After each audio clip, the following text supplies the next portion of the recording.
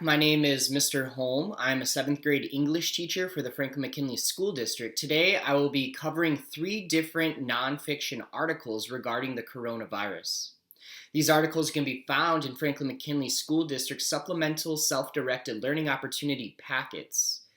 In a previous video, I covered an overview of these packets, so if you're unfamiliar with the packets themselves, please watch that video first. Today I'm going to scroll down past the math section to the first nonfiction article text, which can be found on page 23. The directions say nonfiction reading articles. What do you know about the coronavirus? These articles are Newsela or News ELA articles, and within them we'll be finding various pieces of information regarding the coronavirus. The directions say to read closely and use the annotation symbols to analyze the text. Use context clues to figure out unfamiliar words. Use the dictionary or Google to Google unfamiliar words. And then organize the main idea and key details using an organizer. For our purposes, we'll be organizing this information for an expository and an argumentative essay. Today I'll be using this graphic organizer found on page 24 of your packet.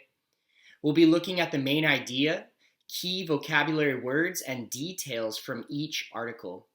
The way that I'm going to do this is I'm going to read the article first, then I will pull out the information from the article, put it into the graphic organizer before moving on to the next article. Again, my purpose for reading these articles is to not only gain an overall comprehension and understanding of the text, but also to extrapolate or pull out enough information so that I can write an effective and educational expository essay or informational essay.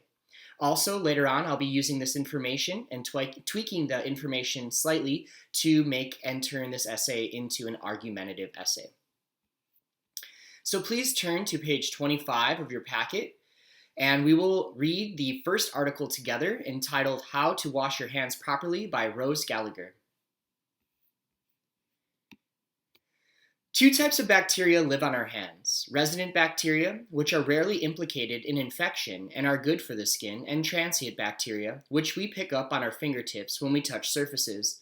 The latter, meaning the one that came after the first, are the ones which we want to remove. You should wash your hands after going to the toilet or changing a sanitary napkin or tampon, after changing a diaper, before preparing food, after handling raw meat, and before eating. It is easy to pick up bacteria and viruses when traveling on public transport, so wash your hands afterward.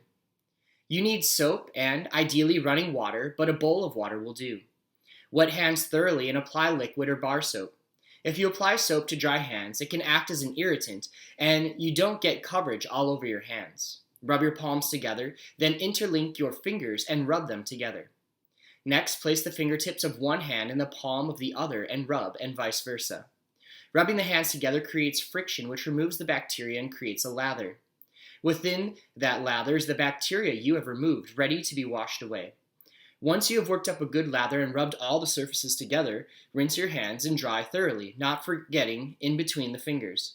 If you are out and using a paper towel, don't lift the lid of the waste bin with your clean fingers. At home, change hand towels twice a week or more, often if someone has an infection such as a norovirus. So I have already read through these articles and annotated them. If you'd like to see my annotations, I will put them up on the screen right now. But what I would like to do together is pull out some of the important details from the text so that we can use those pieces of information later on in our essay. All right, so what I'm going to do is just gather together some pieces of information based off of the first article. This is going to be similar to the graphic organizer that you have available to you, but I'm just going to do this on a document so you can kind of see my thinking process as I go through my outline. So Article 1 was entitled How to Wash Your Hands Properly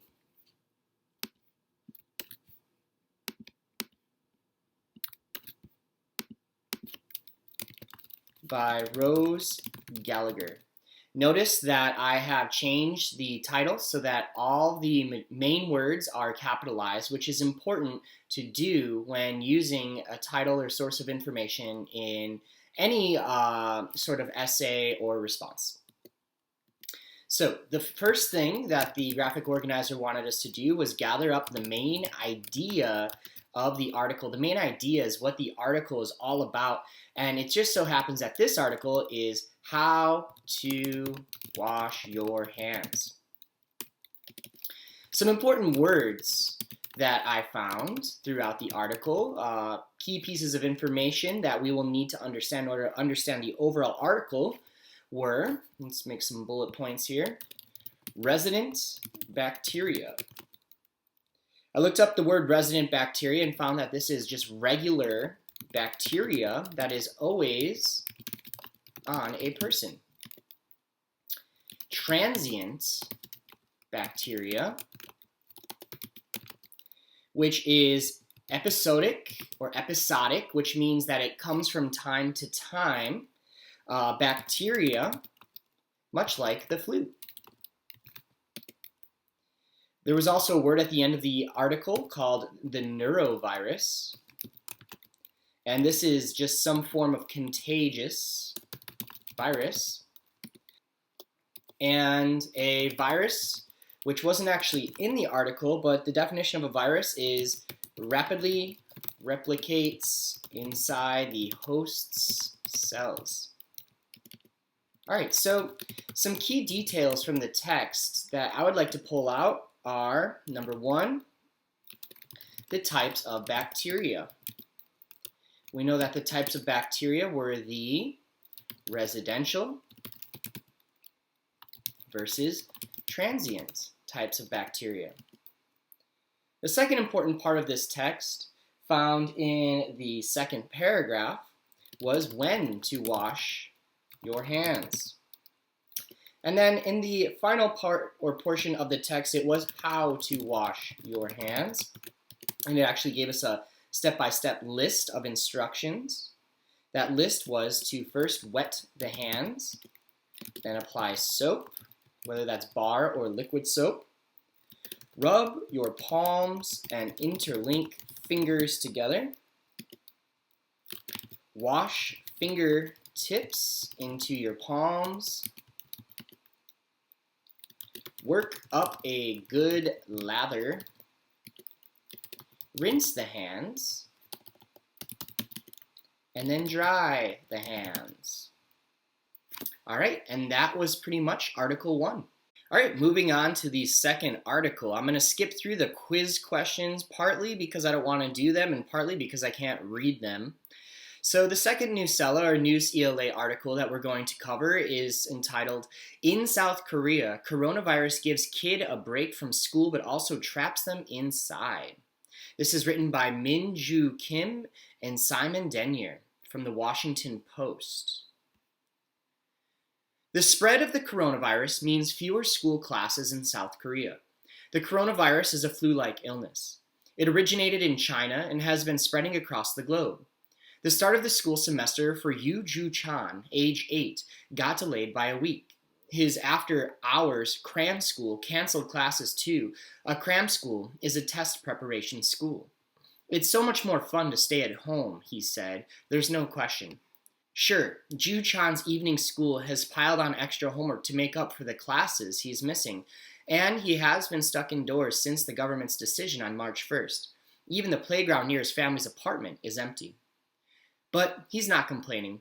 Even with that homework, my playtime more than doubled, he said.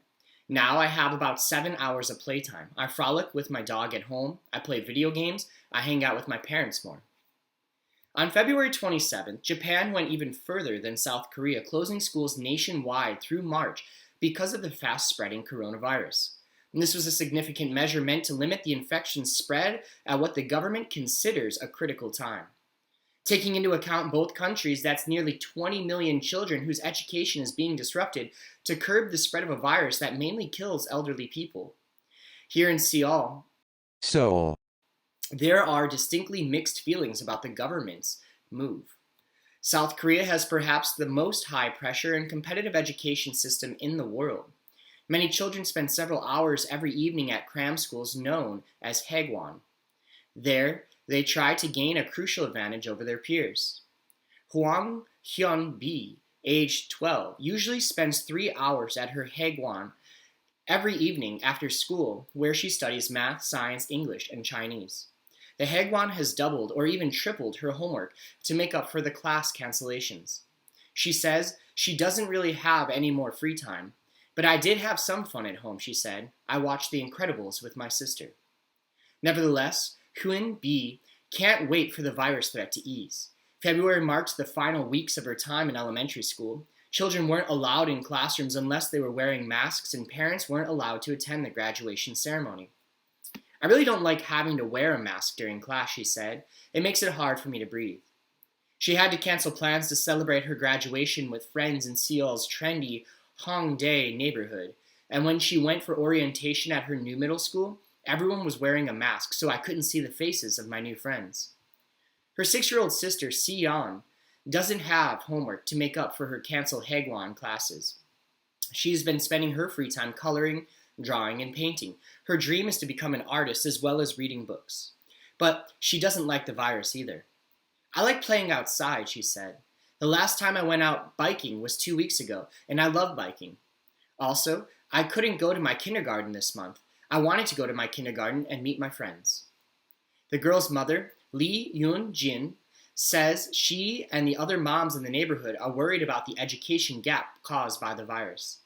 They live in Mokdong, an affluent Seoul neighborhood known as Special Education District because of its abundance of hagwon and good public schools. Here, parents spend an average of $1,000 a month on after-school classes for their children. On an online forum for Mokdong mothers, Lee says people are discussing how to make up for canceled hagwon classes and looking for private home tutors.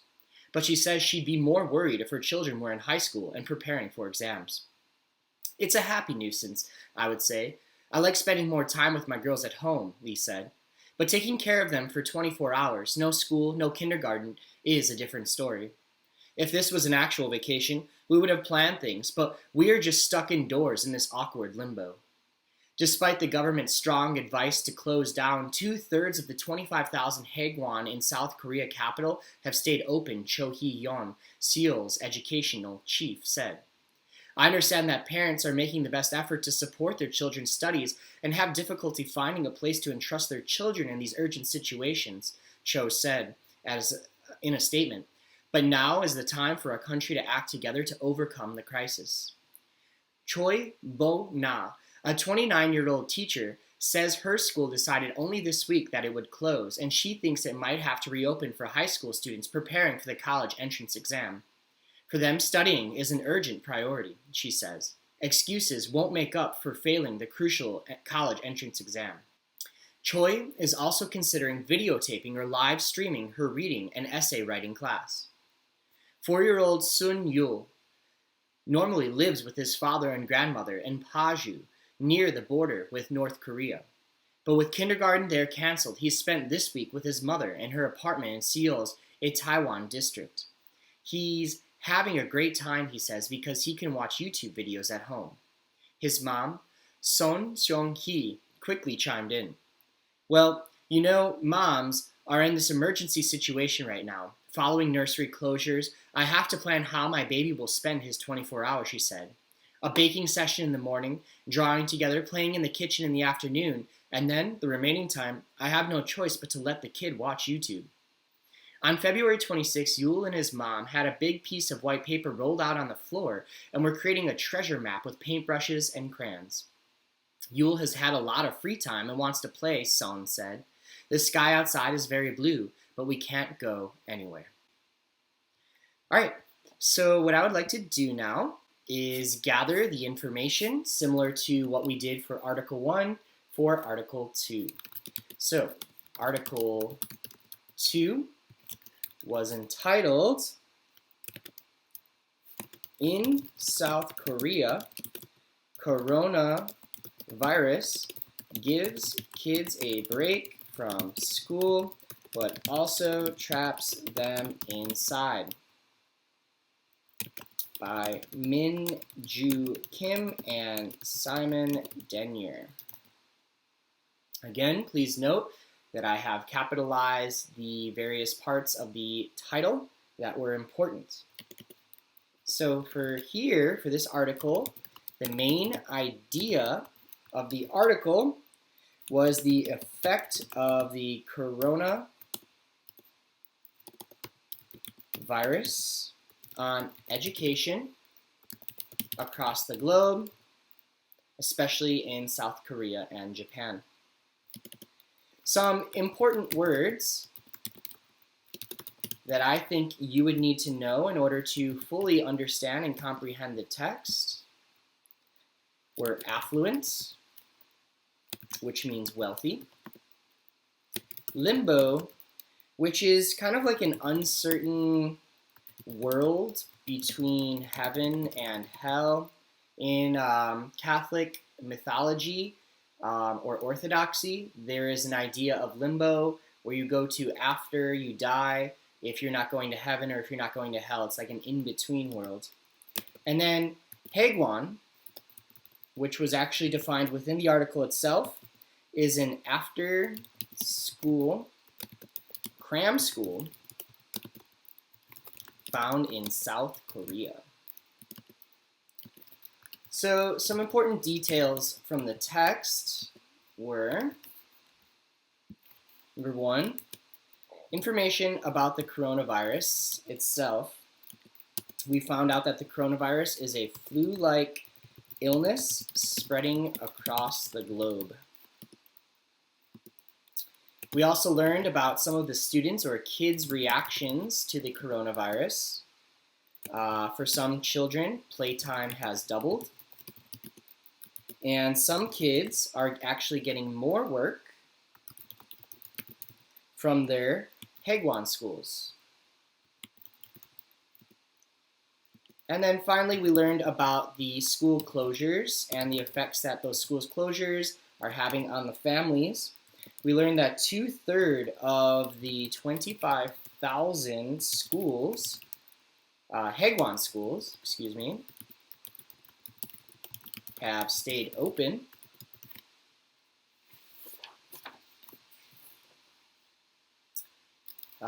Many of the mothers or parents were worried about an education gap.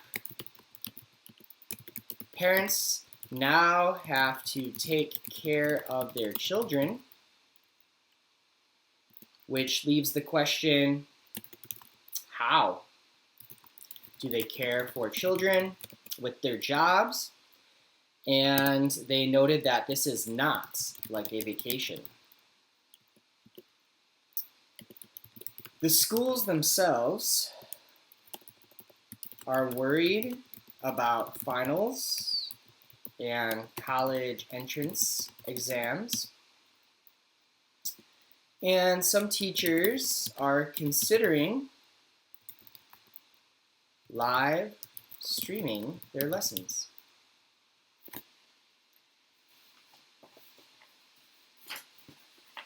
You can see here the annotations that I have made on the different sections of the second article.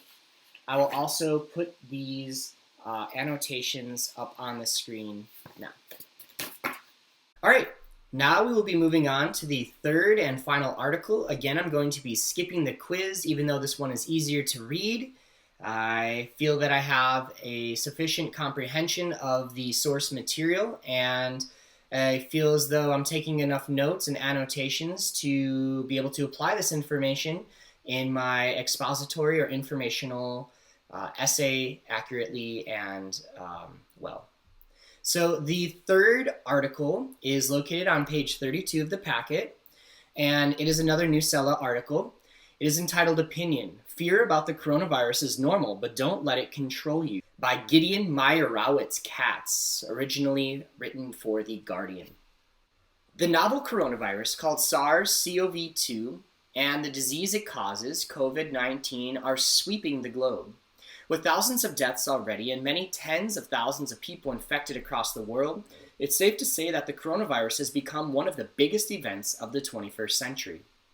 It may only be a matter of time until we see outbreaks everywhere, with public health authorities warning that the disease will probably soon start spreading locally, regardless of where you are on the planet. If nothing else, the coronavirus is scary, and that is in and of itself an issue. Let me explain. The problem with scary things is that we aren't very good at reacting to them. Humans are, when push comes to shove, awful at interpreting risk. We're much more freaked out over turbulence on a plane than a near miss in traffic, even though of the two, a car crash is far more likely to be the source of our untimely demise. We fear what we don't understand, and what we fear, we seek to control. In the case of the coronavirus, there are some pretty obvious examples. Reports are out that people are panic buying everything from toilet paper to ibuprofen, even if there is no outbreak in their local area, nor strong likelihood of a shortage of either anytime soon. People are taking to pharmacies in droves, dragging masks off the shelves like there's no tomorrow, even though the evidence strongly suggests that masks are a waste of time for most people. The main reason to buy a mask, something that health authorities have been saying for weeks, is if you yourself are sick, because it stops your phlegm from getting on other people's faces. And don't get me started on those selling supplements to cure coronavirus, because if we want to look at exactly why each immunity-boosting echinacea tea is probably worthless, we'll be here until the end of time itself. There's no shortage of people selling supplements to cure this new infectious disease, and there is, however, a distinct lack of evidence that any of it works. Which brings us to one of the scariest parts of the coronavirus, that is perhaps what's really got people on edge. Most of the recommendations are things that other people have to do. Wearing masks when you're sick, staying home if you feel unwell, covering your mouth and nose when you cough or sneeze, seeking medical care early, and relying on other people without having much control over your own fate is something that none of us likes. Yes, you should wash your hands and stop touching your face, but neither of these feel like an intervention. They don't make us feel safe. And really, that's what this panic is all about, coping with fear. Trying to find a small measure of control over a situation that seems to be made of pure chaos. Even though it's probably not going to work, we all really want to be able to do something to keep ourselves from getting sick. Buying 15 tubs of hand sanitizer feels like a buffer against the darkness, even if you'd really be just as well off getting a normal bar of soap. So, amid the scary stories, it's worth remembering that while we may not have control over everything, there are evidence-based things you can do to help yourself. The World Health Organization has a series of simple tips on its website that anyone can follow. I'll post those in a moment. Wash your hands more often and practice not touching your face. Yes, it seems boring, but often the best advice is precisely that. Even if the pharmacy shelves are entirely clear of N95 respirators, you can probably find boring old soap that will be more useful anyway. Ultimately, the most important thing to do is not to panic, because panic is the killer. Take a deep breath. Remember that pandemic describes a disease's spread, not its severity, and keep an eye on the news. Fear's okay. Fear is natural. We're all afraid, with even the experts admitting that there's a huge number of things about this outbreak that we just don't know yet. Just don't let the fear control you. You'll probably have to live with it for a while yet. So let's gather up the important details and information from Article 3. Fear about the coronavirus is normal, but don't let it control you, by Gideon Meyerowitz, Katz. Alright, so overall, the main idea for this article was to not let the fear of the coronavirus control your life. Some important vocabulary words that you would need to know in order to gain a full comprehension of the text are novel, which means new. Coronavirus, also known as SARS-CoV-2, or the disease it spreads, COVID-19, which is just one strain of a respiratory, meaning infecting the lungs and respiratory system, flu-like illness. A shortage is when something is needed and can't be obtained. Droves are like herds or flocks or a grouping or body of animals. And then a pandemic is the disease spreading over the whole world or just a country. Not the severity of the disease, but the actual act of spreading of the disease. So the important details of this text are first that it starts off with an introduction to the coronavirus, an explanation of the biggest danger, which is fear, mainly irrational fear of the coronavirus. It says that people are not good at gauging fear, that they find turbulence in an airplane more scary and dangerous than a potentially fatal car crash. They define fear as what we don't understand. And they say that we seek to control fear, or what we fear. The article talks a little bit about panicking and not to panic, saying that panic is the real killer, and don't let panic or fear control you. And it goes on to talking about protecting yourself